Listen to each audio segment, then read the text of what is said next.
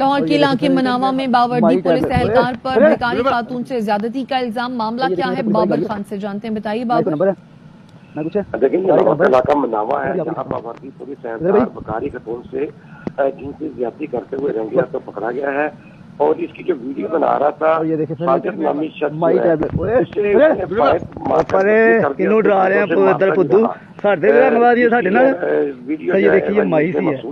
मांगने वाली है सर, इसका ये देखिए ये सर पुलिस वाला देखिए, इसका मैं निशाना बना रहा है। जबकि अफसोसनाक बात यह है कि ये सर ये देखिए बदमाशी कर रहा है सर, ये पिस्तौल सर इसने मेरे शूज मारे सर, इसने ये देखिए वारदात की है। बारी सोनिया अभी आपको बताता हूँ, शक्ल तो आपने देख ली सर। इसका नाम है नाम कर दिया नाम है मेरे कर दिया गया है। जाना मैंने कौन है ऑपरेशन लाहौर में पूरी तौर पर इस पर कार्रवाई की है और मुल्ज़िम के खिलाफ मुकदमा दर्ज करने के लिए शुक्रिया बाबर। सर इसने पैर मारा था मेरी टांग पे सर, बहुत सारी वीडियो लेकर